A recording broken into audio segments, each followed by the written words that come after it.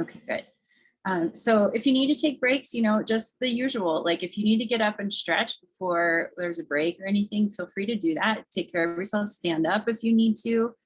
If you're like, I need to do some sun salutations, I will not care if I see you stand up and doing a little flow, like that's great. Or if you need to do a little breath work, anything like that, feel free to do it. The great news is, 2 hours is going to zip right on by with our time tonight. But I'm with you. I've had a really long couple weeks myself. And today I was up at 4:43, which I'm just not psyched about. Yeah, right. I'm like, and I don't get it. I usually get up at like 6. So it's like, it's just been a long week and, I'm sleepy. So, but it's like, I get to be with y'all. And Austin and I were talking about it because he has a dinner he has to go to for our other job. And I was like, I'm tired. He's like, well, I'll go talk yoga and you can go to that dinner. And I was like, I am stoked I get to talk about yoga with these people because I do not want to go make small talk with a bunch of randos. I'm good. It's like, this is so much better. So good. So with that being said, so tonight we'll talk about the book and you have those sections to read. And so what we'll do just in general with book club, I've got a few questions. I have questions and things to kind of prompt our discussion, but really it'll be hopefully driven by you and questions you have, ideas you have, questions and just like things that stood out to you that you really liked about it. So we'll go over first, just like what general impressions of the book so far. How are you all feeling about it? Some of you are admitting you're like, haven't read it, don't know, not very far yet, like whatever that may be, that's fine. But how do you feel about this book so far? What are you thinking? What are you feeling about it? Emily, I think. I've got Emily, Brandy, and Aubrey. Well, hands up. So we'll go in that order. Okay. So Emily, go ahead. I think it's kind of fascinating, like just getting really like deep in like how things have come to the Western world and all of that stuff. I think it's really fascinating. I've highlighted a whole bunch of stuff and like marked it and everything because I just think it's really neat. Like it's not a boring read at all. Good. Yeah, great. Love that. No, I forgot who I said that. Was it Brandy? Then Aubrey? Yeah. Yeah, I had no idea how much history was behind yoga at all. I've always just done the physical practice and that's been the extent of it. I also think it's interesting because Mark is like, in my opinion, like super biased towards different yogas versus others. And it kind of shows a little bit and it's super interesting to read. It also is kind of hard to read in some spots with all of the language. I'm like sitting there being like, pa, ta, ka, and so it's a mess at some points. Yeah. Yeah, I know that the Sanskrit is a challenge, I think, for some people because he doesn't give you the English translation for stuff. He's just like, this is what it is. So it definitely makes you have to like think a little bit with that. And it is kind of like a textbook. It definitely reads a little like a textbook. So it's not necessarily super like exciting, riveting. It's not like a fun piece of fiction that we get to read, sort of a thing. But it is a nice entry into, different books that are going to be like this, that are probably in your future of reading at some point down the road. Yeah. Aubrey, go ahead. I've got Aubrey and then Jen and Will. And I think Monica was up too. Okay. Go ahead, Aubrey. There. So I really thought it was interesting how that there are so many different forms of yoga. And I feel like in the Cambio sequence, we incorporate a lot of the different aspects of the different forms of yoga, except for Bikram yoga, I've noticed. And every single time we just talk about like, I guess, the essence of yoga. And because I think prior to joining the teacher training program, I'd watched the documentary. I'm like, that's not anything that I thought what yoga was about. Like, it's like, I don't know, anti-yoga what it seems, but it's interesting that it's so popular here in the Western culture. So yeah, that's just my anecdote about it. Yes, we will definitely talk about that, Aubrey. That's like, come back to that if I don't bring up that point, but I'm sure we will come back to like Bikram and different teachers like that. We'll have a whole chat about that tonight too. Yeah. Great. Let's see.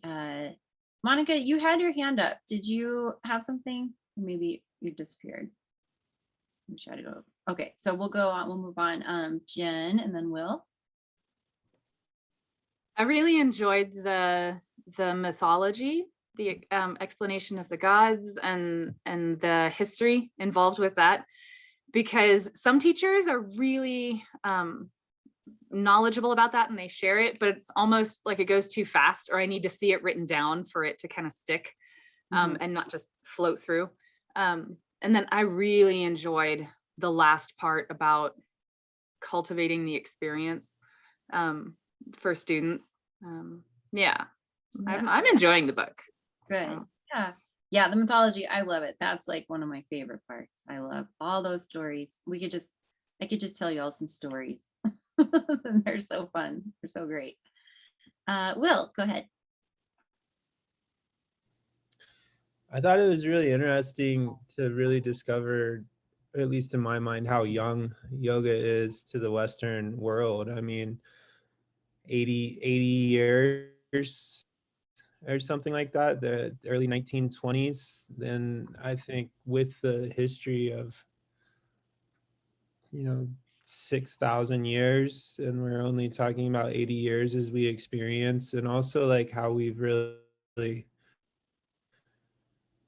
kind of pick and chose just certain components that people really try to, I don't want to say exploit, but focus on or spotlight, and that's what we get fixated with. And like us, I mean, we think that all of yoga is just the asana, and that's what it's come to be. But really, to understand how it's come to this point and what it's come from, it's really nice to, I don't know if nice is the word, but it's really interesting to see the evolution of where it's come from, what it's gone through, and potentially think about where it could go. Absolutely.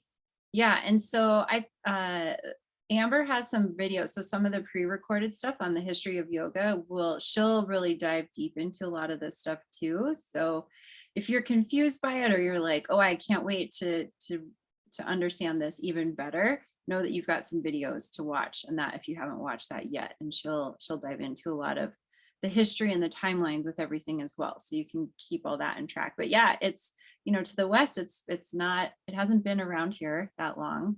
And even asana itself wasn't until like the until like 14th century. And so it's like not like asana itself is one of the newer things, even in general, in the grand scheme of it all, for sure. Yeah, let's see. Oh, yeah, right, Lillian, that would be interesting. Let's see. Okay, good. Did anyone else have their hand up that I'm missing? I don't want to. Did everyone get to share who wanted to? Yes. Okay, cool. All right. So what I want us to do is, so we'll look at this first section. So starting on page 21, with looking at just this modern yoga, of looking at the various different practices of yoga and how they've now showed up here in the West, and what that looks like, and the styles that you can expect to see in classes, or just kind of more, some of the more common ones that you're going to see in class, or just like in general around. And so I'm curious, for those of you who've like read these different styles, have you practiced any of these other styles? Or were all of these like brand new to you and you were like, I have never heard of any of these before? These are all brand new words to me and I know nothing. Where are we at with that? Yeah, Jen, go ahead. You've heard of 3? It's funny because my first real yoga experience was with a VHS tape by Baron Baptiste. Oh. And I did those 2 same yoga routines probably for like a year and a half. Nice. So, and like talk about like foundational technique. So that's one of that. Yeah. And then a few different ones at that feel like they're at Cambio, even if they're not maybe like straight out named. They're Mhm. definitely Yeah. influence Cambio's Mhm. style. For sure. Yeah, definitely. Yeah, Baron, his story is really interesting too. Like his parents, he grew up in the Bay Area and like his parents were total hippies and into yoga. So he like that was his life. Like it's pretty fascinating, his whole story. He was my teacher. That's who I learned to teach from, was him. So that's pretty fun. Yeah. Let's see, what else? Anyone else? Any other styles that you know of? Yeah, Kayla, see your hand up. I think the interesting thing as I was reading through some of these is that, as silly as it might sound, when I was doing some of these different classes as they were like labeled as some of these different types, I didn't realize that there was really like a huge difference. Like besides like Bikram and kind of a little, there's some differences in some of them obviously, but like I in the past taking a few classes hadn't really realized I guess like the premise Mm-hmm. behind some of them. So that was really interesting to actually kind of understand that on a deeper level than just going to yoga, and yoga is the same thing pretty much was previously, like definitely not within like the last couple of years, but when I first started yoga, like I definitely didn't really understand the differences. So Yeah, and there are many, I mean, and he doesn't even list all the different styles too. There are more that aren't even on this list too. So, you know, of the teachers and the practices and how they've evolved and changed. And, you know, there's more and more that continue to get added. So one of the things is that I want us to think about while we're discussing these different styles is, how do you know, like to ask yourself, because this is a question that's going to come up with your students of like, the reality is not everyone's going to love your class, or they might be wanting to do yoga, but maybe what you're offering isn't what they're looking for. And so we have to be able to educate our students or friends or anyone who's asking us about yoga to be like, okay, well, this isn't what I do, but let me send you to another teacher or another studio or another style that might fit and resonate better with you. So the more you can understand it yourself, the more you can then offer those options to your students, because it's definitely one of those where, you know, depending on what a person is looking for, you know, they may not want flow. They may have a lot of injuries and they're really like, you know, they just need to take things slow. They're super high stress and they're ready. They just want things more mellow, you know? So it's like, okay, well then where could we send them to? What would be a better style or just a general in practice for them? Because there is a style for everybody. And that's the one thing that I do like to tell people is that, you know, there is a style of yoga that resonates with everyone if they're open to just try and experience different classes. Something I heard a long time ago from a teacher is that before you make up your mind about a style, practice it 5 times. Like give it 5 times before you decide how you really feel about it, because it could be the style, it could be the way they're teaching, it could be the teacher, you know, because different teachers resonate differently with other people. You know, we all have our like favorites or the ones that just really resonate, and there are some that don't. And so being open to that and being, you know, letting people know like, hey, one bad experience doesn't mean that all yoga is bad. And I'll say that I had a group I taught recently to one of our corporate classes, and the guy was like, this was my second yoga class ever. I hated yoga because my friend took me to a really advanced class and I just felt stupid and I never wanted to go back. And he's like, and this felt good. Like I could actually do what you were saying and it made sense and it was comfortable. And so that I was like, oh, it made me just go, this is what I tell the teacher trainers all the time. I'm like, don't take your friend who's never done yoga to your favorite hard yoga class. Like take them to a beginner's class. Like Bryce, I have to give you a shout out for taking your cousin, like you going with your cousin to beginners classes. I'm all, yes, like you didn't take your cousin to my class. You went to a beginner's class. I'm all, good. Yes. Like that's what, you know, that's what you want to do. So someone can go and be like, oh, okay, this is accessible. I feel good. Now I want to go again, versus being like, oh, I feel so weird and just awkward. You know, we want to make it so it's accessible for people that they're like, that they want to try again. Yes. Right. But knowing that not every style is going to resonate with everyone. So I'm curious, what did you all start with? What yoga styles did you first begin with? Has it been vinyasa always, or where did your journey begin? Any other styles? Hot. Mhm. Will, go ahead. Yeah, I did Bikram for like 15 years. I didn't discover there was another style of yoga until like a year ago. I was like, oh, wow, this is so night and day. I got it. Yeah. Yeah, Scarlett. I also started with vinyasa, and then when I got sick, I really fell in love with restorative and yin and gentle. Nice. Yes. Did Kelsey, yes, name? What else, everyone? Yeah, Bryce. Bryce and then Yeah, I Kelsey. started, my very first class was yin, and then beginners classes, and then kind of moving through the intermediate level flows up to regular vinyasa flow. And then at this point, just kind of taken just about every single non-workshop class that Cambio offers. So like just trying to sample around. Yeah, love it. Kelsey? I started with a yoga therapy class from like my accident and injuries and everything, and then moved into like vinyasa flow as soon as like my lower body was able to handle that. But I really like doing Kundalini classes. Nice. Yeah. Love the Kundalini. So great. So good. So good. Yeah. And so even that, like knowing that you know, those of you who, if you're like, I haven't really experienced much else, like I would really encourage you to, you know, try some other styles, even ones if you're kind of like, I don't know, I'm kind of nervous about that. So just give it a try and be open to it, because you never know. Because one of the things that is really great is that you know, you may have days where you're like, oh, I need some yoga. And you could be like, oh, but what I don't need is vinyasa right now. I do need some yin. Like that would be what would serve me best right now.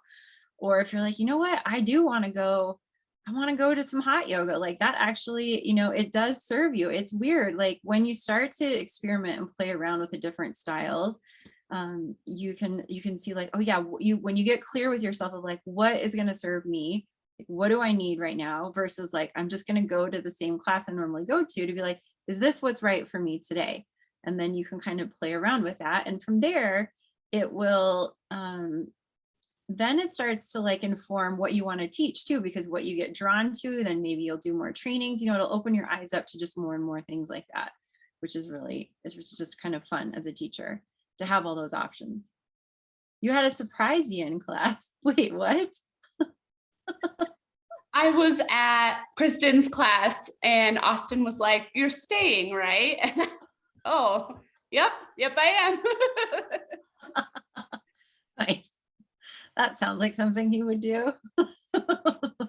Sounds exactly. Yeah. Bryce, go ahead. I just wanted to say one of my favorite things leading up to teacher training was just like each week at a time, I tried a couple different classes. I had a few, like I think I started at the beginning of the summer, this summer, with like 2 or 3 classes that I was going to regularly. And I just kind of sampled around and was trying different ones. And then, you know, by the time we hit the start of yoga teacher training, I was like, I think I had 6 classes that I'm like, if I take these 6 and usually at these times in the week, like that was what I needed to get through my weeks and feel like I was at my best. And so, and it was a mix, because I think, you know, between those 6, I hit vinyasa, power, yin, hot, and hot power fusion. So like very wide spectrum. And it was so good to just have that variety, and get to have like the good things out of every single one of those on a regular basis. Love that. Yeah. That's great. And there's no wrong way to do this, y'all, by the way. So if you're like, but I like vinyasa and that's what I'm doing, great. That's also really great too. You don't have to like do other styles, but just know that, you know, there is a variety of things out there for you that can serve you when you really need them. Okay, cool. Let's see. let's see. Okay, so now let's take a look at, I want to go through some of the styles of yoga in here. We'll kind of go through a few of them because I think some of them are just really, there's some that are pretty important and that you're going to see pretty regularly and hear about throughout yoga. So starting on page, on page 28, there it talks about the very bottom there is Anusara yoga, which isn't really around anymore. So it's funny because I don't know why he when did he write this book? I thought it was new. I'm looking here. Why am I not seeing? Is it does anyone see the year? That's so weird. 2010. Oh, so I guess it still was around then. But Anusara has kind of gone away. So it was created by John Friend, and John Friend was a student of Iyengar, so BKS Iyengar, which is a style that's in here. And he was a student of his for a really long time. And how I describe Anusara, it's very much, it is a very alignment-based style, very Iyengar-like, but it's like the lovey-dovey version of Iyengar. It's like the nice, heart-friendly version of Iyengar. Because Iyengar, if you've ever practiced it, it's a lovely, wonderful practice, but it is a very kind of bare bones, pretty strict. Like the teachers are very well known to be kind of strict and like, this is how it goes and this is what you do, sort of a practice, where Anusara came in with a much more kind of open-hearted, bringing his tantric background into it as well. I will say he is one of the teachers that that when we look at these teachers and go through some of these styles that kind of fell from grace, he had some scandals. So this is kind of an asterisk I would put next to like almost all of these styles, is if there is one of these that you're really intrigued by and you want to seek out and learn more about, I would Google them and see if there's anything about the teacher, because they are human beings. And this is the danger that happens when you have a guru-based style of practice, when you have it based on one teacher, where all the power is accumulated with one person, that what can happen from that, then the fallout can happen is where there's abuse of power in a variety of different forms. And that was something that had happened with him. With John, there was a lot of having relationships with students, some married students. And then it was also, I think, in the way, I feel like it was the way he was giving opportunities to different senior teachers, because it was one of those, to be an Anusara teacher, you had to study for like 10 years with him before you could really get fully certified. And so some of his teachers that are still teaching now are amazing, and some of my favorite teachers. But they've all like kind of moved on and done their own thing and very much have disassociated themselves from him. And then Anusara kind of went away after that. So you won't be able to really find those styles, but it is a great practice. I will say that it's a interesting look at the way to move your body in the poses. Let's see. So that's one that you'll kind of hear a little bit. He now has his own thing. He's in Denver. I don't even know. It's some weird name. They've created some other thing, but it's not even worth your time to to go and do whatever he's come up with now. He like totally changed everything. So there's that. There are plenty of other great teachers I can point you towards.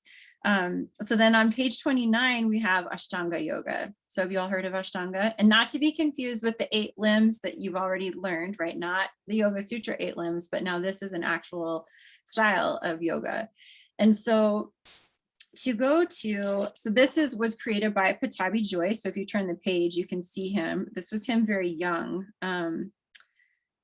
And what this one is this is where we look at Ashtanga as it's a really vigorous practice. It's a very athletic practice.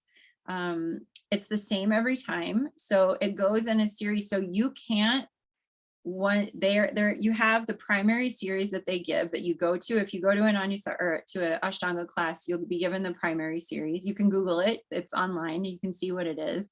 It's the same every time. And not until the teacher gives the approval can you move on to then the next series. And there are, I think, like 4 or 5 series out there. And there are maybe like 5 people who've ever advanced all the way. Like it's a lot of really intense kind of acrobatic stuff. I love the practice myself. I think it's really great. And there are some studios in town who do some Ashtanga. So if you want to experience it, that's, give it a try. And Ashtanga is what we look at, like all the power yoga and the vinyasa yogas and any kind of flow yoga is really coming from Ashtanga. So that is like, he like started that from there. But what I will say, and when we get to Krishnamacharya was Pattabhi Jois's teacher. So when we look at him at Krishnamacharya, he was the teacher of Pattabhi Jois, of Iyengar, and Indra Devi. And what Krishnamacharya did that was interesting is he was much more therapeutic in the way he approached yoga and did more one-on-one. So it was more like guru to disciple. I'm teaching you individually what you need. And then from there, his teachers took the practices they learned and went and created their own systems and styles of yoga. So it's really interesting how his was more like a one-on-one, and then those students of his went off to then create their own styles that are pretty popular that we'll see now out in the world today. So that was their teacher. So we are all basically disciples of Krishnamacharya when it comes down to it. Like we can offer our thanks to Krishnamacharya, who really kind of started this path for a lot of these teachers. Okay. Then we have Bikram. I mean, that picture right there on page 31 says so much. And if you haven't watched the documentary on him, it's interesting. It's if you haven't seen it, or if you don't know anything, if you're like, what about Bikram? Just give it a Google. Go down when you can't sleep and you like want to just distract yourself, go down the little Google rabbit hole and you will be like, your face will be like this. And it's all true. So just know that. I know a lot of teachers who've done their training with him way back in the day, and they're like, yeah, like Erica Kafka, she did it. She did her training with Bikram, and it's all true. Like a lot, it's not, it's all real, sadly.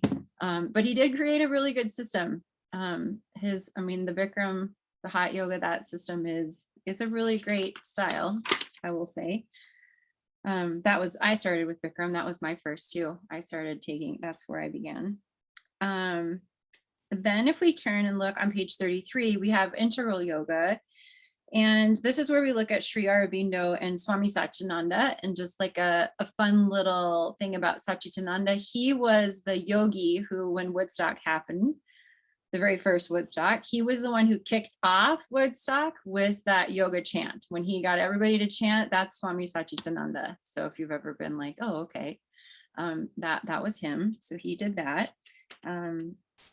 And, looking at, we'll keep going. I'll just keep going. So that whole system is, they do a lot of yoga therapy work as well with integral yoga, and Yogaville in Virginia is is an ashram that you could always go to if you want to. They're doing classes and programs all the time there, if you're ever in the area. And then we move on 34 to Iyengar.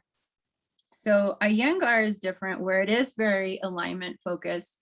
It's also very prop heavy. So you will see all the props used with Iyengar, all of them. They're about all the props, which I love. There's the yoga wall. If you've ever experienced the yoga wall, that's pretty great. And there is no flow in an Iyengar class. So Iyengar is strictly like, in a 90-minute class, you could potentially do 5 poses and that's it, the entire practice. And then you'll do a little pranayama and then some meditation.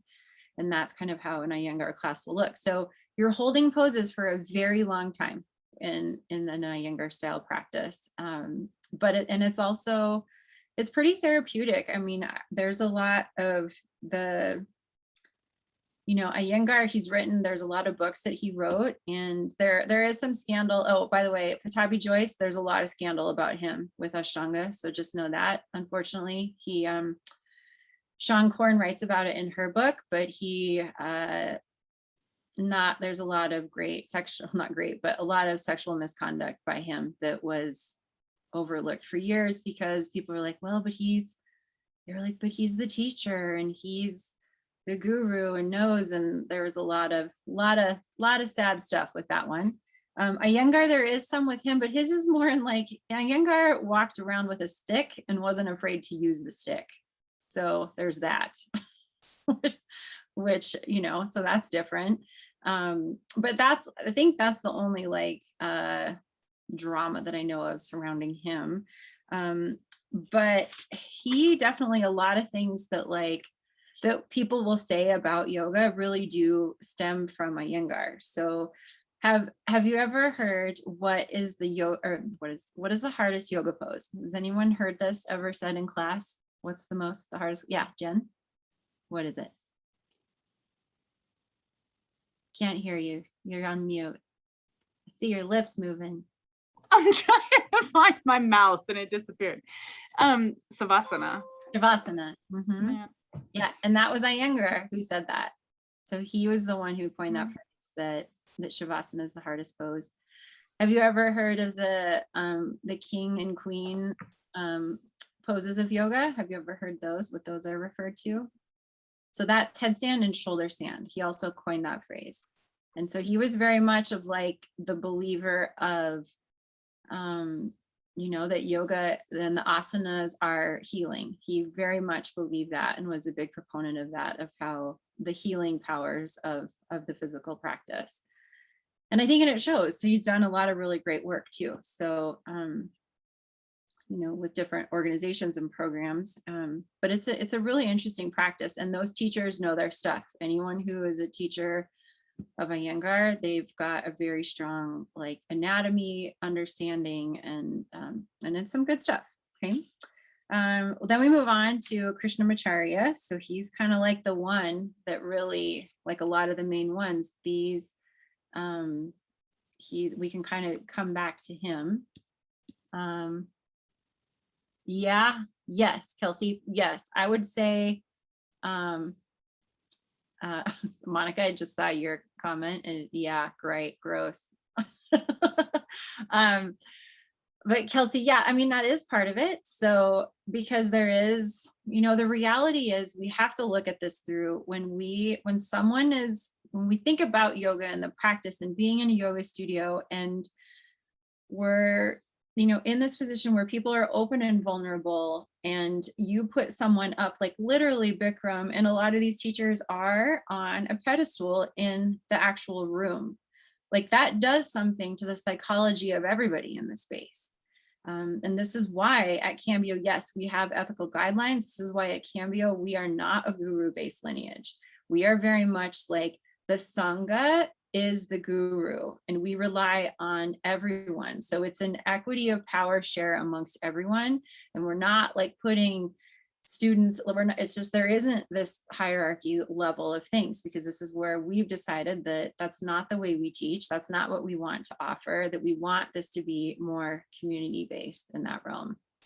Yes, and you see, and you've seen it with teachers, lots of modern, you know, like Rodney Yee. Have you all heard of Rodney Yee? Maybe the videos of him from years ago. Like he was one of those that had some of the very, very first yoga videos. Like he's someone who years ago had, I can't remember if he had an affair with a student or there was something along those lines. And he came out and was very open and honest and shared about that. But yeah, I mean, it was happening, and it's, you know, and it happens, you know, it's humans, we're fallible, and, you know, we need to stay mindful of that.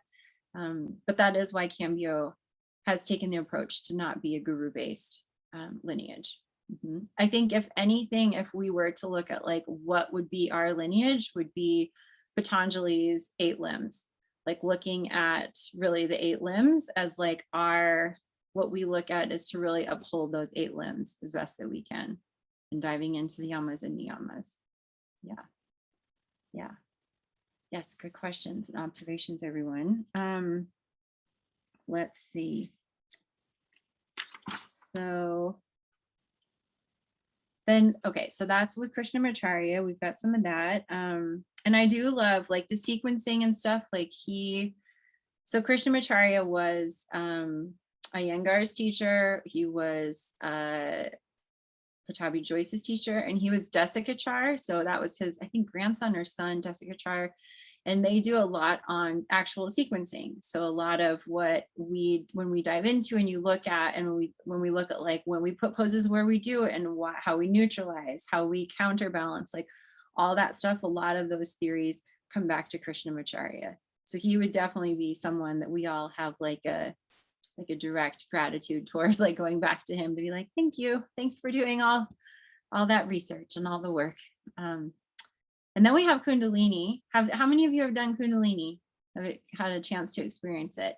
Yeah, it's I love it personally. It's one of my favorites. It's a totally different approach, right? Totally different approach with yoga. And it feels pretty great.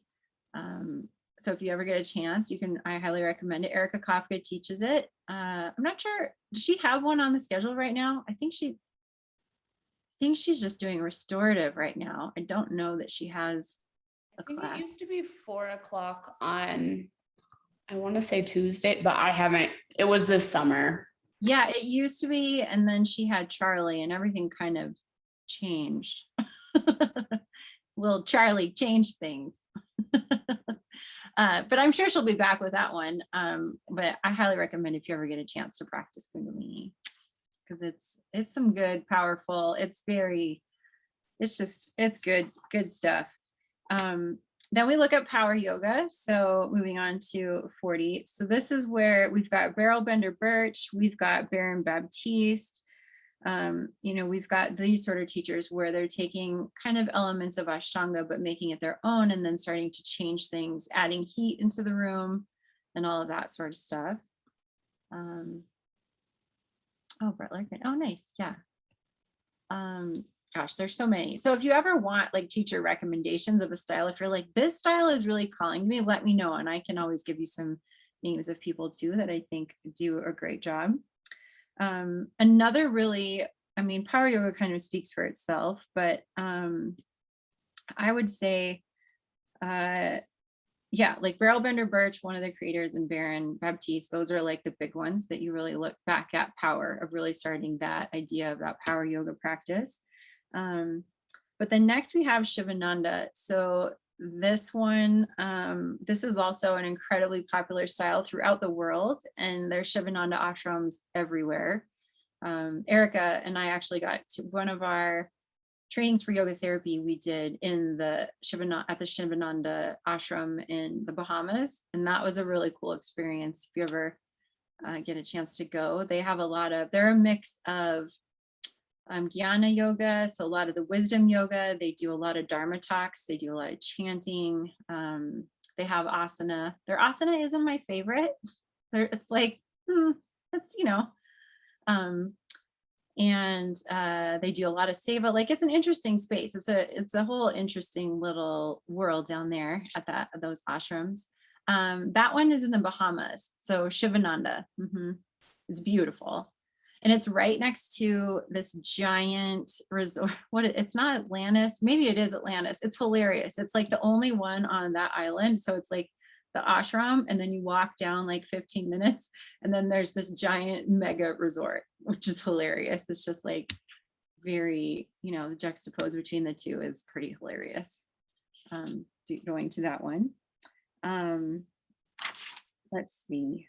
And then we get vinyasa. So what about this section on vinyasa? What did you all think about that? Since this is what you're all doing, what do you think about what he said about it? Is there anything that stands out to you? Yeah, Jen, go ahead. If I'm remembering correctly, this is the one where it's like teachers have a little more opportunity to be creative. Am I remembering the right part? Yeah. So they get to, teachers get to explore a little bit more how to express themselves through this flow. I thought that was kind of neat. Yeah. I think that's a slippery slope maybe, but I think it's neat.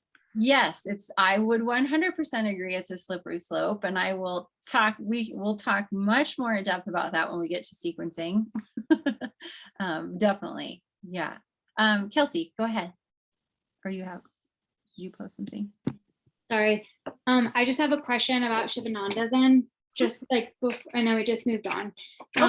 But is the focus then like Jnana and Dharma? Is that kind of like the main focus of that style of yoga?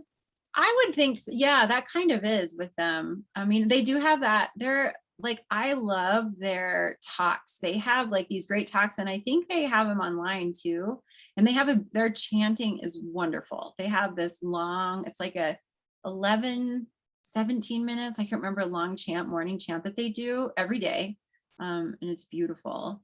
But they're awesome. They really like, they do a lot of different elements of yoga. So it's not just purely asana. Their asana is, it's intense. But they do that jnana, they do dharma. Is that like for Shivananda, like is that pretty typical for yoga therapy then? Not Or necessarily. like yoga therapy like can be and intertwines any and all of these? It can be any and all of those. So I would say if you're looking more at yoga therapy, it would be more like Satchitananda's like original stuff, and with like integral yoga, a lot of that was definitely that, and Krishnamacharya. Those things were definitely more on the yoga therapy side of things, where they were working more one-on-one. But even like Iyengar yoga can be very therapeutic, because they're going to use a ton of props and blocks. Yeah. Thank you. Yeah, you're welcome. What else with vinyasa? Mariah. I thought it was really cool. I know it was briefly in there, but even just like the difference between the lowercase and the uppercase of vinyasa, I thought that was interesting. Ooh, what was it? Remind me. Yeah, it's on page 43. It says lower vinyasa, meaning progression, yeah, I don't know how to say that word, sorry. Continuity. Continuity, and uppercase vinyasa, meaning the consciousness sequence of breath linked postures. I thought that was kind of cool. Yeah, right. That's so fun. And I love, he has it on the other page too, but one of my favorite just like definitions of vinyasa is to place in a special way. And that I just love. I love to theme on that idea, and just like thinking of where then we're bringing all these other elements of the 8 limbs into a vinyasa practice. If we can, every time we step forward, when we lift an arm, when we transition, like, can we do it all in a special way? Like that, why I think vinyasa can resonate so well with so many people, because there is that freedom. There is that linking of the breath and movement together that can feel so nice and be so fun, and why you're all here. I would assume. And then the krama, right? The stages, so about sequencing. So we'll get into that one, which is super fun. Let's see. Yeah. So with that being said, I would just, have, know that there is a style for everybody. So you can try to point people in different directions, whether it's where you're teaching, but in the grand world. We did not talk about Ananda yoga. No, that one, let's see, where is that? That one. So that one, that is, yeah, definitely more of that, like the Swami kind of thing, and where we look at Yogananda. So there are some self-realization fellowships around the world. So there's one in Encinitas outside of San Diego that's a really great one if you ever go. And they're definitely more, what is that one? They're asana pranayama. I don't know. That one can be kind of therapeutic too, Kelsey, I would say, looking at some of that stuff. Yeah, and they can be a little esoteric for sure. There's not a lot of people teaching that. Ananda yoga is not like a super popular one so much. His teachings, like definitely Autobiography of a Yogi, I would highly recommend reading that book. That is a pretty transformational book if you get a chance. Like, if you're like, if you're maxed with homework right now, I would put that one on your list though of yoga books to read, because it is it's a seminal yoga text that is just, it's a really great book if you ever get a chance to read it. And it's pretty accessible too. It's not too overwhelming, I don't think, with concepts and stuff like that. Yeah, Autobiography of a Yogi. And that's Paramahamsa Yogananda. So if you look at Ananda on page 28, and it says it right in there too. That's his book.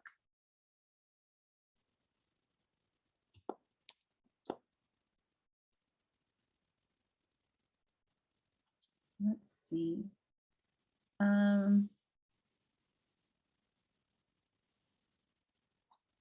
Yeah, okay, so let me see, how are we doing on time? Okay, we're about, I think, let's take a little break before we move on to the next section. Sound good? So we'll just take a little breather if you need to go get some water, bathroom, snack, whatever you need. So let's take 10. Does that sound good? We'll take 10 and then come back. Let's see, so that means it is, what time is it? So we'll come back at 7:05, okay? Sound good? Okay. Welcome back. All right, so now we'll jump ahead to that little section. So I just had you, oh, Emily, yes, go ahead. Sorry, I just wanted to ask this question because I've been thinking about it ever since I read the chapter. Oh, yeah. So on page 27, it Mhm. says notions about property and responsibility in Indian and Hindu culture discourages a person taking credit for any divine practice. So if that's true, why is it appropriate for other practices to be named after that person? Where does it say that? I mean, just want to. It's in the like first whole paragraph. Mm-hmm. And it's like, it says first, and then you go through a couple and it'll say second, notions about property and responsibility in Indian and Hindu cultures discourage a person taking credit for any divine practice. Is this page 27, you said?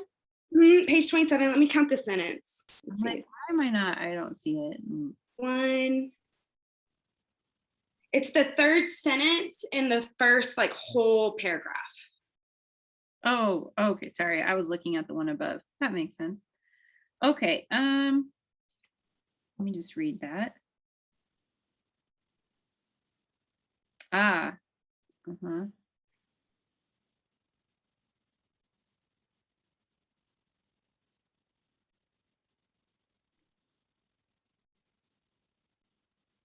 Yes. Okay. So how I see this as, because so many people think that a lot of times there will be talk of how like, well, but is this real yoga? Like I practice real yoga because it's like a lineage based thing in their beliefs. And so it's a lot of like believing that the yoga was transmuted through them by something greater than them.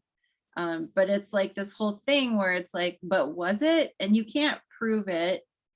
And it's why you do see like, I mean, some people, do make up styles of yoga. They just make it up. And then they claim that they're being, this divine source is coming through them. I mean, that has happened.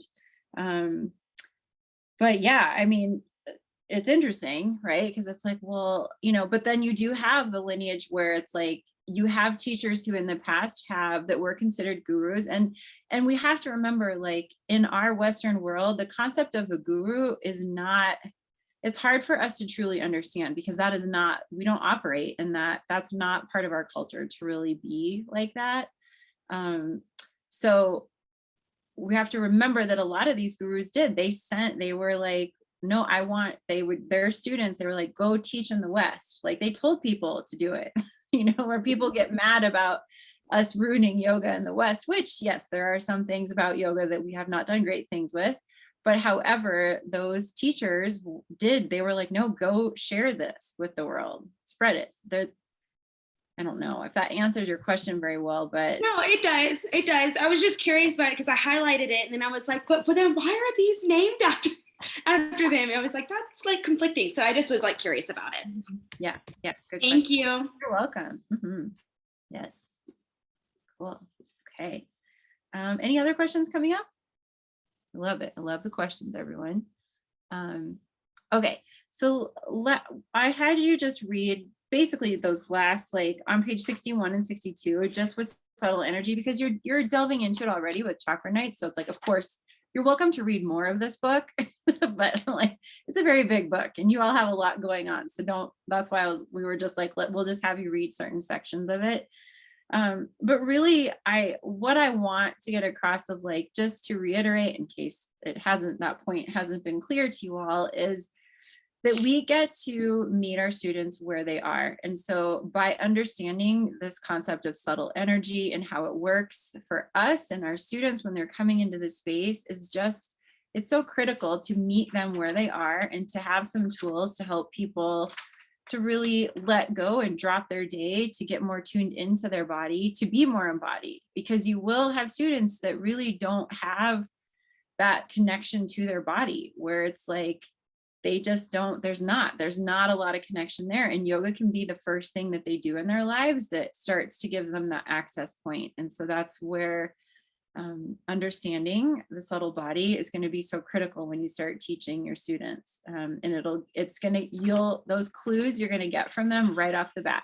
You'll notice when people start rushing in and everybody's really frantic and you're like, okay, what can I do when I meet my students today and I sit down in the front of the room? What's something that I can do? Oh, did anybody see that on Leilani's camera? Oh, that was perfect. That was a great moment. But yes, to meet our students, just when they're coming, to be like, okay, we need to shift the energy for everybody a little bit, and you can start to learn some of those tools to help make that happen for them. Let's see. How will you, so knowing what you know so far and working with like the chakras and looking at subtle body, how are you wanting to maybe start to incorporate that into your teaching? Have you thought about that yet? Like, how will you use this concept with the subtle energy bodies? Like, what will you do with that with teaching? How do you think that's going to help you?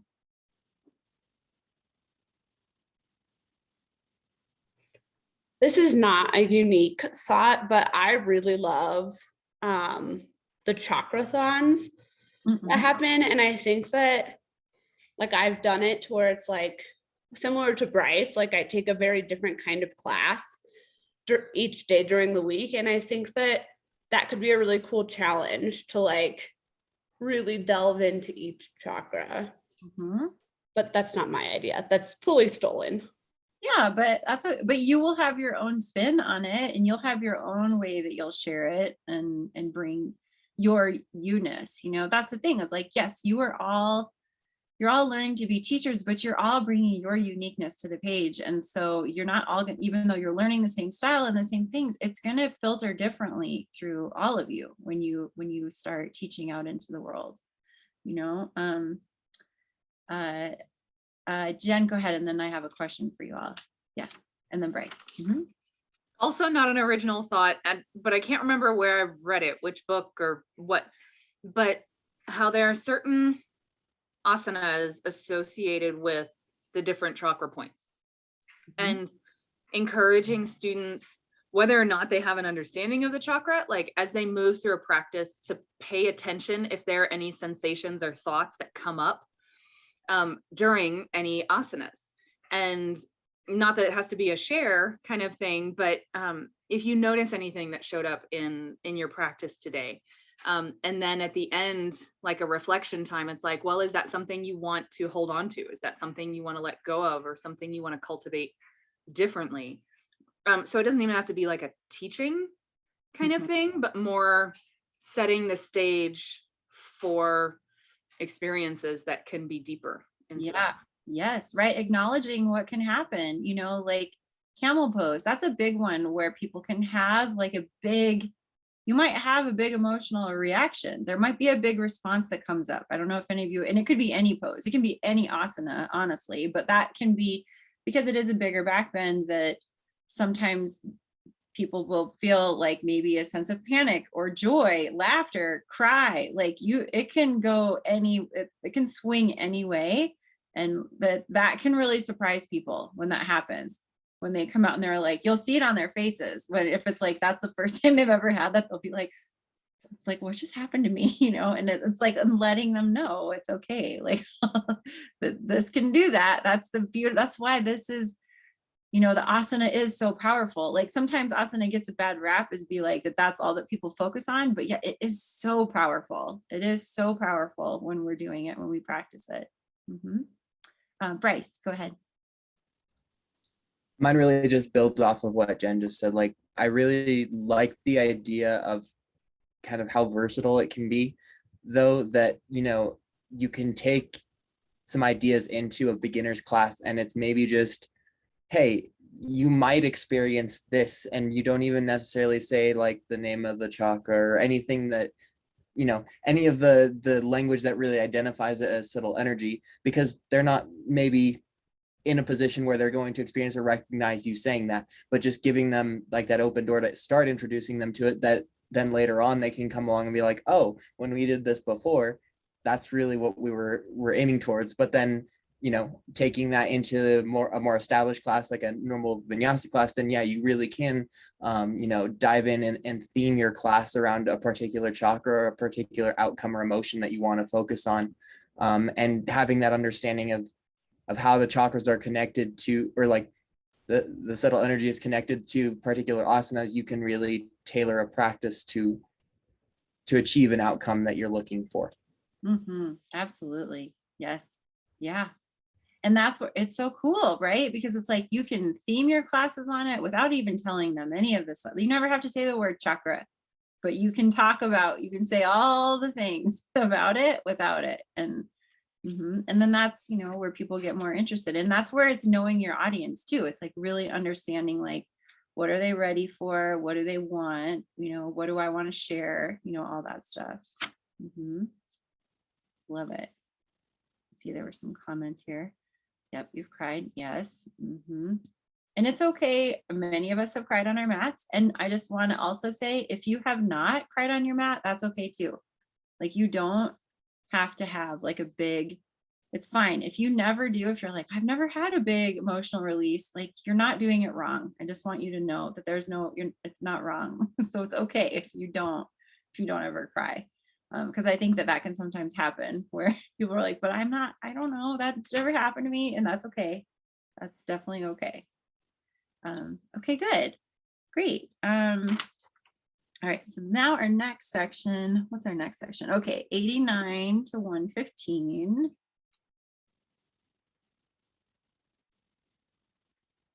All right, so this whole like section, I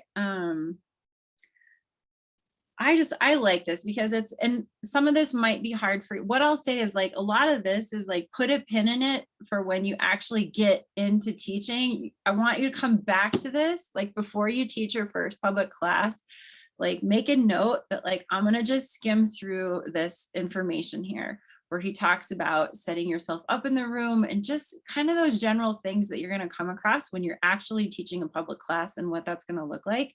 But they're so good. Like, he really hit some really interesting points, I think, and what he addresses in this chapter, in this section.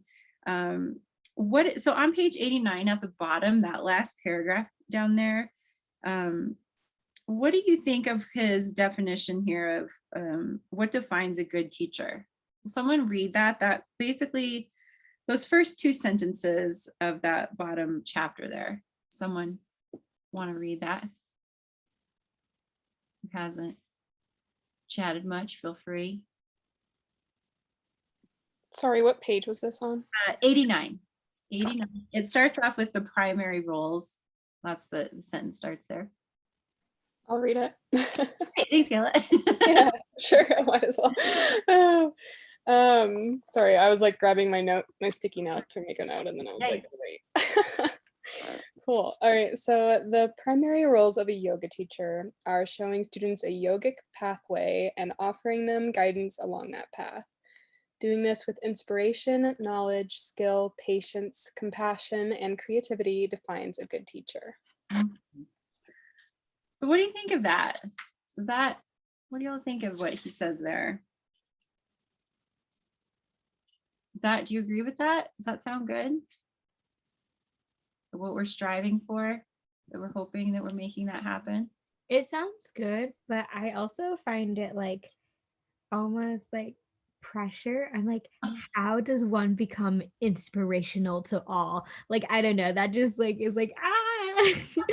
So like you read it and you're like, yeah, that checks out. But then you're like, oh my gosh, I have to implement that. That's Oh, I don't know.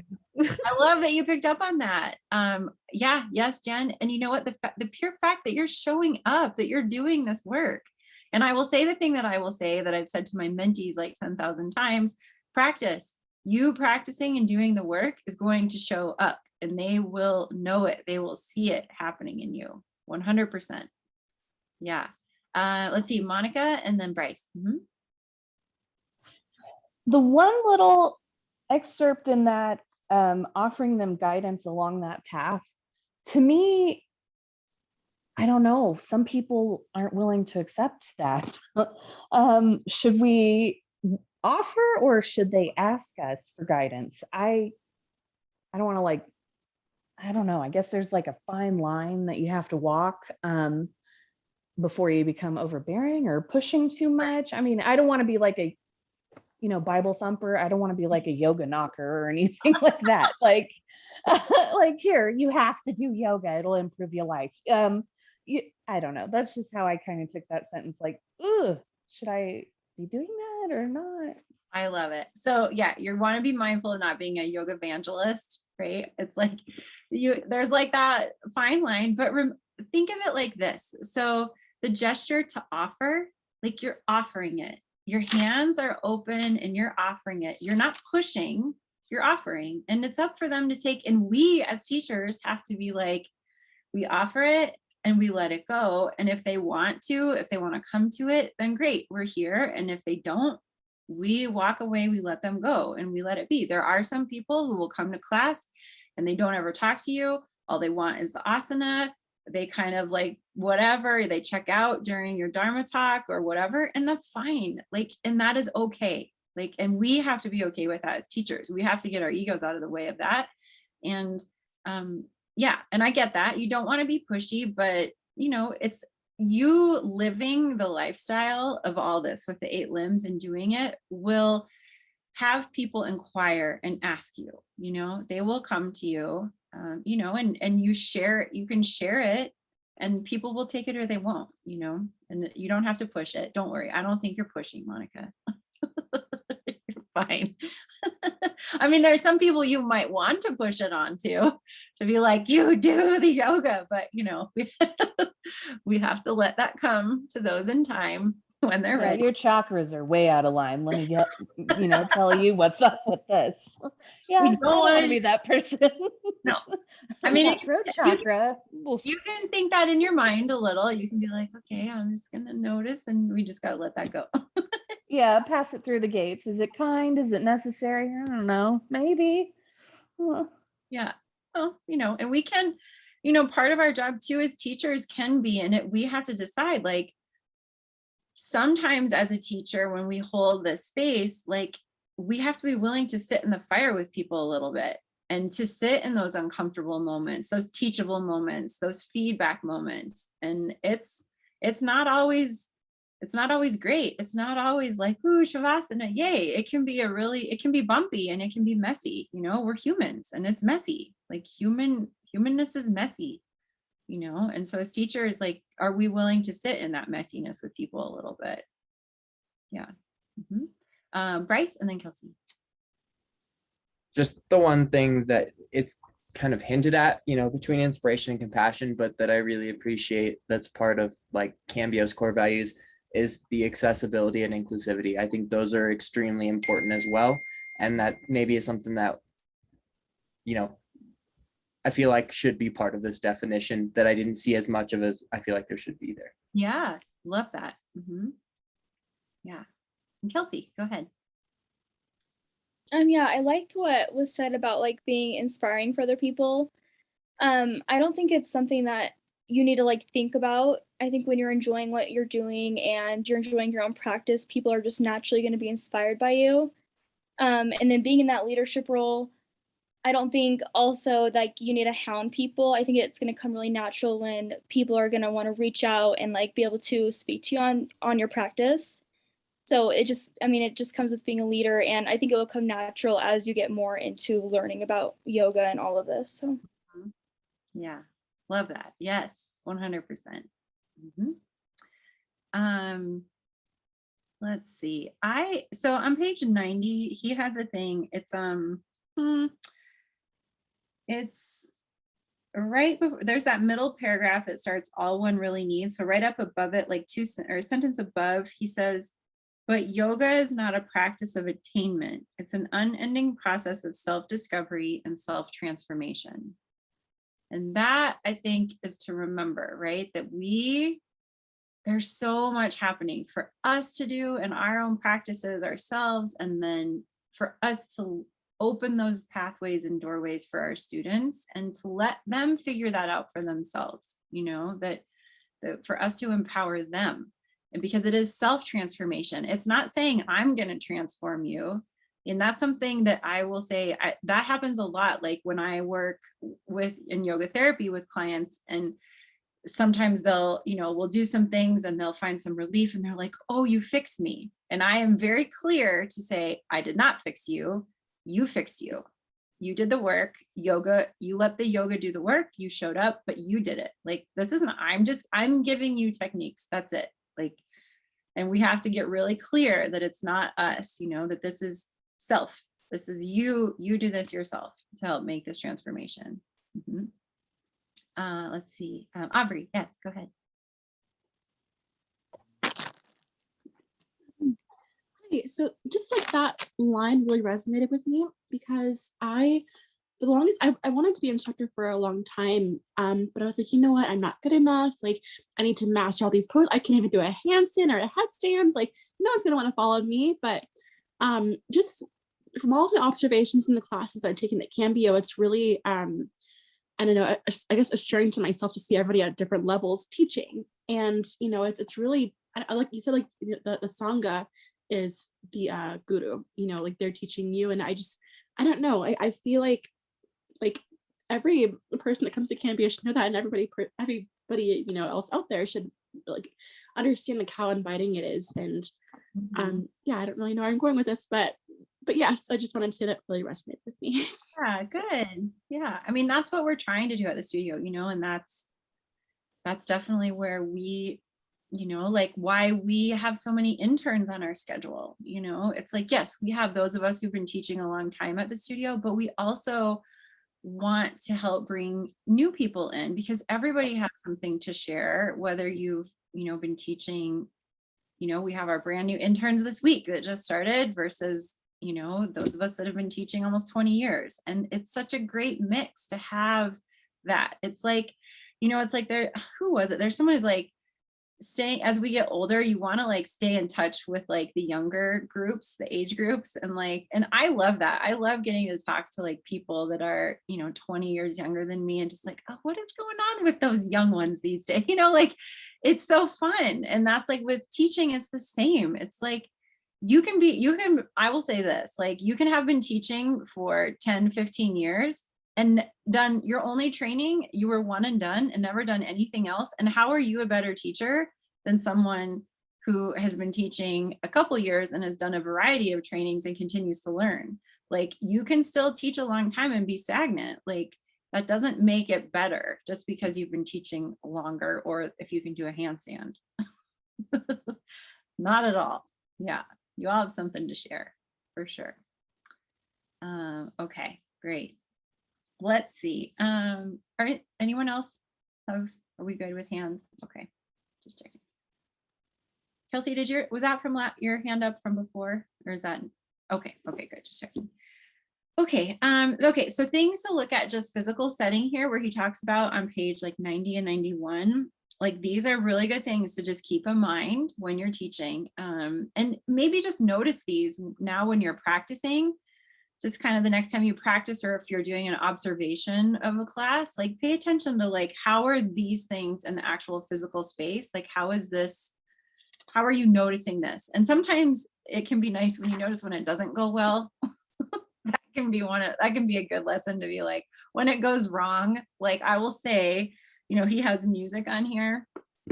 When I first started teaching yoga, this is like, I feel like, and we walked uphill both ways. Like that's how I feel like the story is about to go.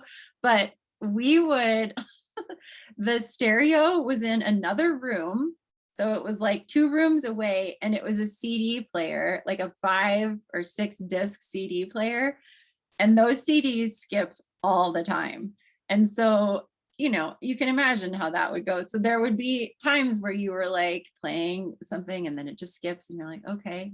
Or it just starts shuffling and there's like random CDs in there, you know, or the stereo just doesn't work. And it's like moments like those are things as a teacher, you've got to be prepared for in the physical setting of like, okay, what am I going to do when that happens? And what I will say, and I hope you remember this, is that if something goes awry with the music, no matter where you're teaching at any given point in time, if it starts just getting messed up and you're starting to get frustrated, turn it off. Just done. Just be like, okay, no music today, and you will be fine. And I guarantee you at least one of your students will come up after and say, I didn't even notice there wasn't music. And I really got into my practice because I really wasn't distracted by music at all today. And you will notice the breath will probably be stronger because it will just be them moving with their breath collectively in the room. So just please store that in the back of your head. So when that happens to you, because it will, there will be something that will happen, technology, like your phone will update or the Wi-Fi will go down, you know, like those are all the things that happen to us now. But something like that will happen, and just, you know, be prepared. Be prepared to let it go. As teachers, we got to just kind of roll with it, you know, as it goes. I was teaching a class today at this, it's a birthing center that I teach once a week to them. And of course, like during the practice, and it's in their lobby that they do it. And, you know, while we're teaching, the Amazon guy came in and delivered some packages. And it was just, well, want to join us? You know, you just like make a joke. And it's like, you just roll with it, you know, with how that goes. Okay. Let's see. And then props, obviously, you all know at Cambio, we have props, and like, you know, feeling free to incorporate that into your classes is always a great option. This on page 93 of the classroom setup and orientation. So what I'll say about, oh, Leilani, go ahead. Sorry, just quickly about props. So yeah. I deeply hope to take some classes into the school setting. So would you recommend, like, you know, if you had in the budget for one type of prop, like, would it be blocks? Would it be blankets? I mean, is there something that it's like, this is the prop that I would want in my arsenal? Well, I mean, a blanket is really great because you can do a lot with it, and depending on the floor. So if it is like a really hard floor, a blanket would be good because then for knees and stuff like that. But blocks, I mean, I do love blocks so much. They're so versatile. So I don't know, I would probably go between blocks and a blanket sort of thing. I mean, in my dream world, it's like everybody always has 2 blocks, a blanket, and maybe a bolster next to them and a strap, just in case, because you never know how your body's going to feel when you show up on the mat. But, you know, we do what we can with what we have. Yeah. Mm-hmm. Yeah. Yeah. Lots of things here. Yeah, for sure. Water bottles, if they all have water bottles or books, you know, stuff like that. But blankets are really nice. Yeah. We bought a bunch of mats. So that's like a great step 1. I love it. Yes. Mm-hmm. And there's a lot you can do without, you know, you don't have to have props, but it's one of those that maybe you can slowly start to incorporate in. Mm-hmm. Yeah. And once you become certified, you can, through Yoga Alliance, if you do register with Yoga Alliance, you then have access to discount codes to like order different props and get discounted rates and stuff like that through them. So you have those options too. So that coming down the road for you. Taking all that in. Oh, for sure. Right. You've got a giant bag. Well, I have Oh, it's kind of buried in my closet. I do have a big bag. My mom had crocheted me this giant bag, and she misread the dimensions of it, but it's huge. And so it's just full of props. So I do have a big thing that I will kind of lug around sometimes, but it's a big monster. Okay, so next thing here on page 93 of, I would say the big thing of like how you set up your room, like one, you can use a mat or not. It's up to you. Like when you're teaching, you can have a mat in the front of the room if you want to, but you do not need to.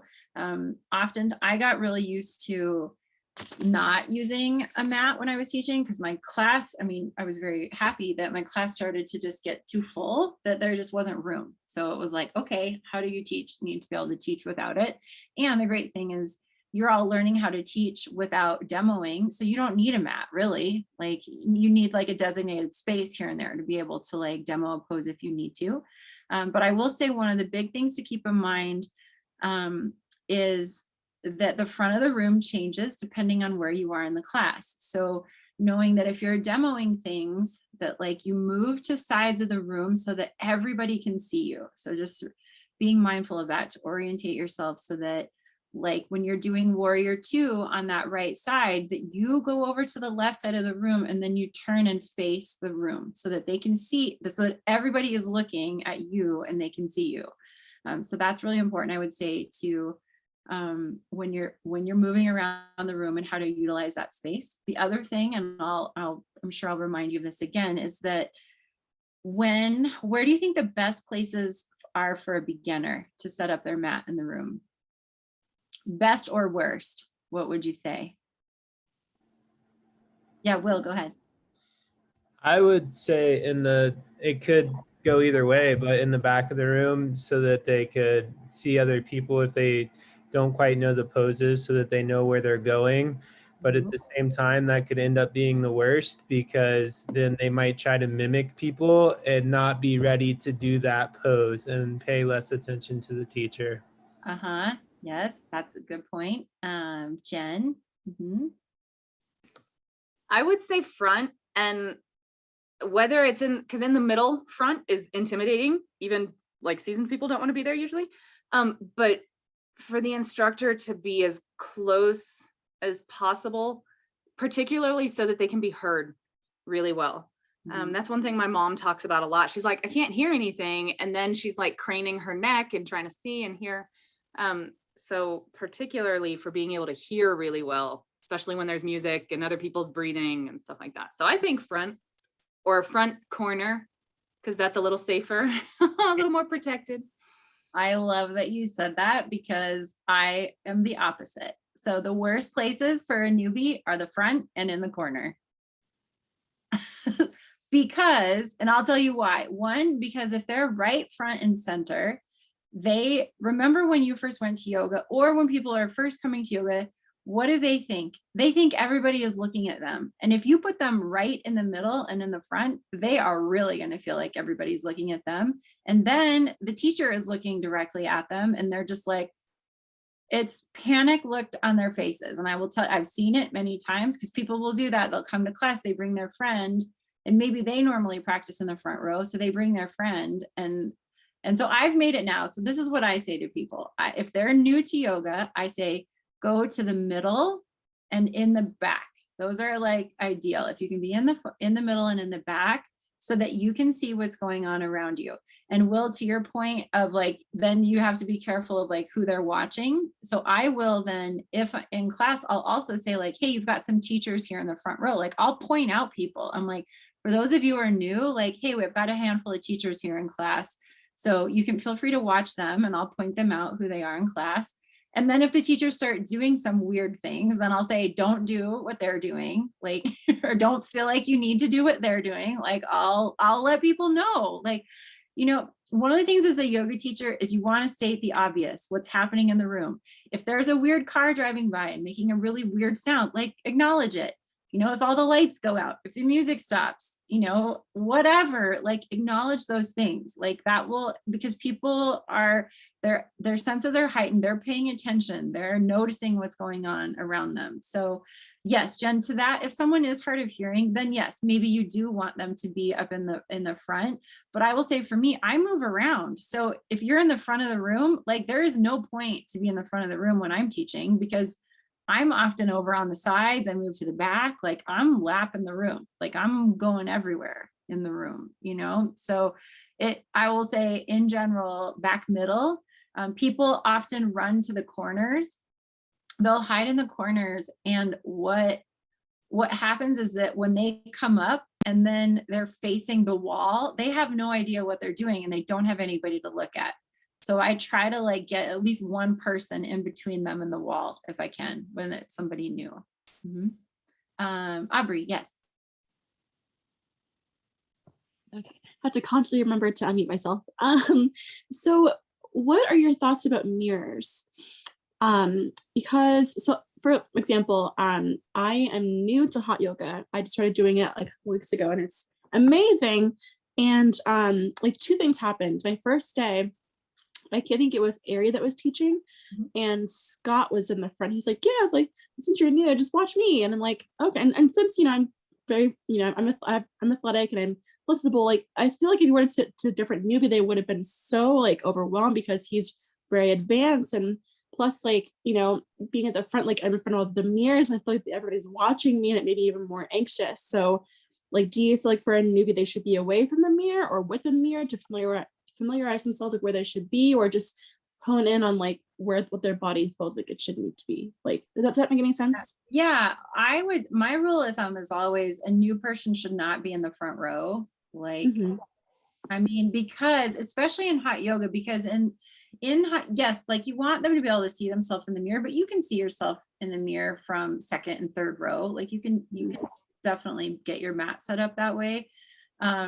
But front row it's good when you have people who know what they're doing. So then for the people who are newer can kind of look around and they can get like the gamut of like, oh, this person looks like they're really advanced and this person is doing something normal, like you can kind of see like, oh, these are different things. And the teacher ideally should be saying like, hey, you do not need to go to this level. Like what these teachers are, what this student or teacher is doing right now, you don't need to do this in your practice, like, so that can be a lot of like the language that the teacher uses too, to help put the students at ease. But it can be a nice thing to say like, hey, we've got some teachers in the front row, because as a teacher, sometimes that can make them like keep the teachers in check so they don't start doing their own thing. Especially in hot yoga, you should be doing what the teacher is saying. And that's it, especially in hot yoga. If you want to get creative, go to a vinyasa class. If you want some variations, do a different one. But hot yoga is like, yeah. But mirrors, yeah, and I think that's part of having the conversation about mirrors with the students, to let them know, here's why we use the mirrors, here's how they can be helpful. You can be close or not, like, some days I'm like, get me away from the mirror, and I like tuck myself back in the corner. Some days I don't care, it's different, everybody's different, so, but letting students know they have that option, that they don't have to be, in the mirror, they don't have to look in the mirror. Okay. Yeah, Emily, definitely, right? It's one of those where I always feel like people who don't have great vision, I'm so jealous of them. Like when they come to yoga, because it's just like everything's fuzzy. I'm like, you're so lucky. Because that's like with our drishti, what we're trying to do, right? We're trying to have like that fuzzy, soft focus if we can, and not be critical with our gaze, for sure. Yeah. Great. Let's see. Let me see here. So moving on, I would say, so just a quick thing on page 94 of like, with setting up your mats in the room, like always, wherever you're teaching, if you teach at a studio, to just see if there is a policy, if like if the studio wants you to set your mats up a particular way, just be mindful of that. let me see, what else?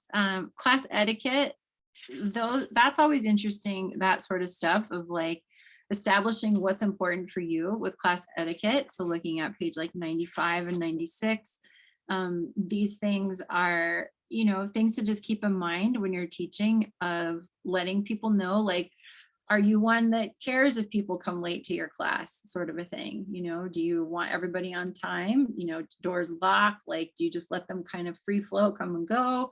You know, establishing what is really important to you, and laying that out for your students so that they understand, because, you know, I think every studio is going to be different with that. Yeah, Will, go ahead.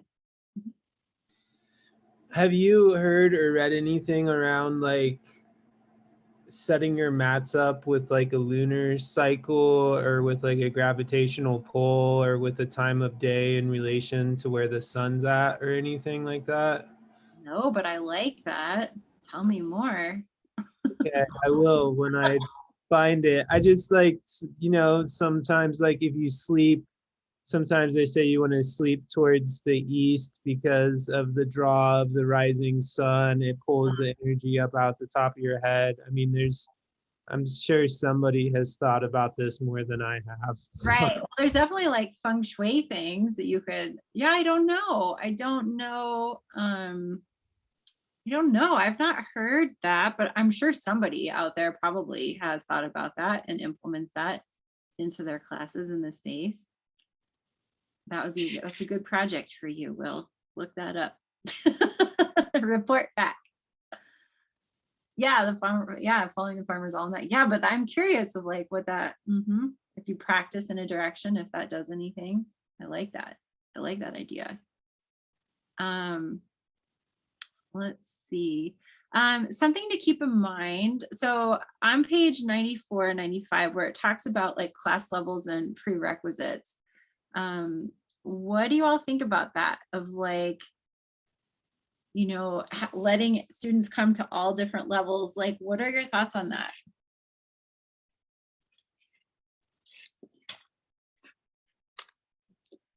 Yeah, Leilani, go ahead.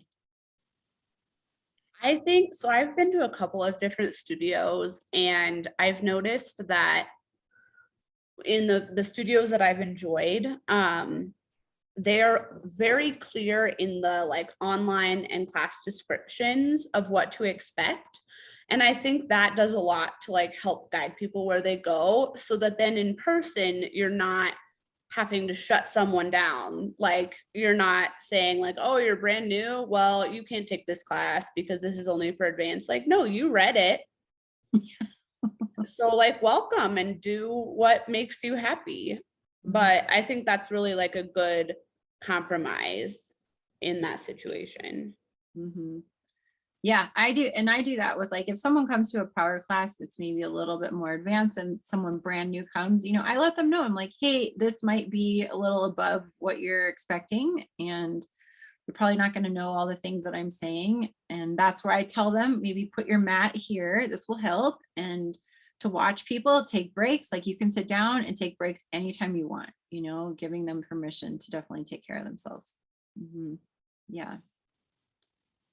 Yeah, Kayla.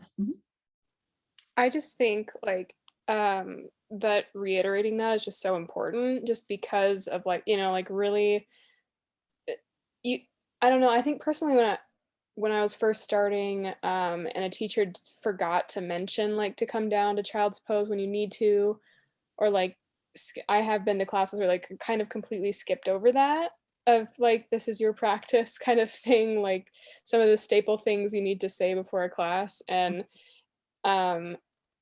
because I think if you know, like it's one thing if you're having a class and you know everybody there, I think, but when it's a class and you have, I think, people that you're not familiar with, or just like newer people, just, you know, really saying like, this is your practice, don't push yourself. Like, if, you know, like I, just as somebody like it, that saying that can make the difference of whether or not they like end up, I don't know, like not necessarily hurting themselves, but just like don't get a bad taste in their mouth, I guess, for like feeling like they're being pushed beyond a limit, even though like, yeah, they might have read it and thought it was for them, but then, so just like, I think just if it's maybe more so when it's a more difficult class, just like really driving that point home. I think so. And I'll say another thing that can be helpful is that telling them that, reminding that when you teach, and we'll talk about this when we get to sequencing, on like teaching it the poses in stages so that anybody can stop at any point in time and that it doesn't matter. But also when you're going to class and you have teachers in class and you say, when you see a teacher take a break, that gives you permission. I think it gives students permission to be like, oh, okay, the teacher does say that we can take breaks whenever we want to, but like I'm seeing a teacher who's practicing actually doing it. And I think that can be really empowering to other students too. I mean, I've been to class before where I laid down through like half the class. I was just, I was like, oh, nope, I'm tired. I don't have it in me, but I'm going to take an early Shavasana and that's going to be great. And that's what I'm doing today, and for people to really know, like, yeah, we do mean it when we say take a break. Like if you need to rest, if you need Shavasana, if I sometimes start class in Shavasana and I joke, I'm like, hey, if you're realizing this is where you need to be for the next hour, you stay here. You don't have to move. You're always welcome to stay. Yeah. Let's see. Let me look at the chat. I'm just reading here.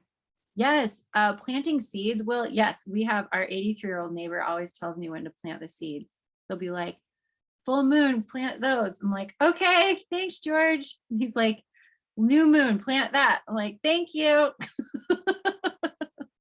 So surely we can set our mats up in a way that's going to be helpful. I need to know now. I need to know. I need to know the best way. Yeah, I love it.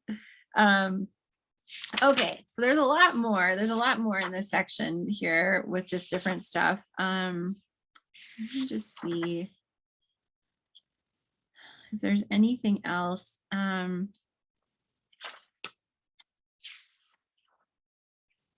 So I would say on page 100, so this right here, so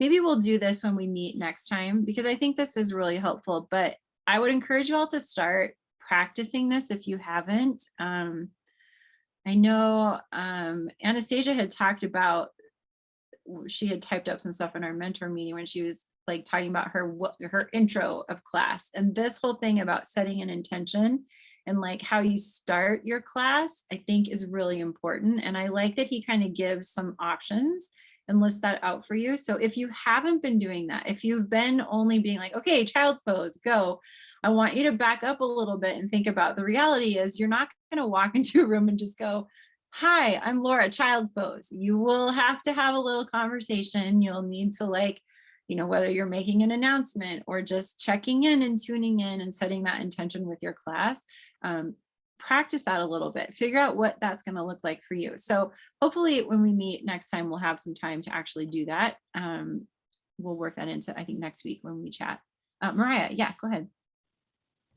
I think I had the most fun today doing an intro because at my job I work with kids and one of them really wanted to stop and do some like yoga, and I was like, heck yeah. I was like, I have my note cards, let me go in my purse. And so I went in my purse and I was just like, I was like, being all silly with them because they're like 12, and they were just like laughing, and I was like, this feels great. So having fun with those intros is like such an awesome experience. I really enjoyed it. It is, isn't it? It is fun. And it is a little scary though, because it is that like everybody's staring at you sort of thing that can be really uncomfortable when you first start, when you're sitting there, you're sitting in the front of the room and then you're like, all these faces are just staring at me right now. It can be a little nerve-wracking. So it's good to start practicing that as soon as you can to kind of get over that little hump because it can be a little frightening. But I like the things that he says there. So we'll have some time next week. We'll be sure to incorporate that in. Let me see if there's any other major thing. What else here? Is there anything else in this section that anyone has, just any last thoughts or questions or things in the last little bit here? going up to page 115. Anything else? You skim through these pages. I will say a lot of this is going to be really applicable to when you start teaching. So I mean it, like if you can, like before you start like teaching a public class, just go back and like flip through this section. I think you'll get like, you know, he really did like figure out a lot of really good things. Like, it's like, yeah, like all the stuff he says, I'm like, yeah, dude, yes, this is good. This is really important. I think the biggest thing on page 113 that he says is that, and I'm a broken record with this one, but he says, doing this well, let's go back to, he says, so he says, it's all about holding integrated space. And he says, taken together, this set of qualities offers students an integrated space where they can most favorably take their personal practice wherever their intention and disciplined action leads. Doing this well requires practice. So that's the thing, like all of this is just going to be practice. It's you're going to be implementing, it's going to be trial and error, but hopefully some of this stuff you'll remember. So when the moment hits, when like things go awry, that maybe you'll remember, you're like, oh yeah, I read in the book, do this when that happens, you know, those little things that might help you along the way so that you just don't have to learn all the lessons the hard way, you know, like really, this is like, the thing that is so good about this, it's like you, because there are things that are going to come up, you'll be like, oh, I didn't think about that. And that he really kind of distilled a lot of that down for you when you start to teach. So just remember, it's a good resource for you for later when you start teaching, or if you're starting to teach now, like start to implement, start to think about some of these things when you're rolling your mat out and starting to teach. Okay. All right, friends. Well, with that being said, it's time. It's just about 8. So let's do the word real fast, shall we? Do a quick word and then tuck you all in and go night-night, okay? That is the good thing about you're at home. You can just be like, and scene, I'm done. You're in your pajamas. Okay, so let's do with the word. Lauren, I'll have you start with the word. Grateful. Grateful. Okay, Monica. Hopeful. Okay, Kayla. Just says Kayla, no less. Happy. Great. Leilani. Excited. Nice. Anastasia. Teacher. Austin. Tired. Tired. Yeah. Kelsey Young. Sleepy. Scarlett. Aspirational. Nice. Kelsey Brackley. Sorry. Happy. Dog. Emily. Grateful. Jasmine. Kindness. Mariah. Happy. Great. Laura. Giddy. Randy. Tired. Tired, yeah. Aubrey. Inspired. Will. Hopeful. Jen. Tired. Tired. Bryce. Uplifted. Nice. Okay, great. Oh, we have to do a picture. We haven't done a picture. I'll do it. Someone wants to do it? Great. Sorry, I just had a weird. Are you giving us a countdown? Oh, I already did it, but I'll do it again. Okay, 1, 2, 3. Perfect. Great. Well, you can just post it in the Google Classroom. And great, everybody. Thank you all so much and have a great night. I'll see you next week. Okay. Bye. Thank you. You're welcome. Thank you. Good night. Good night.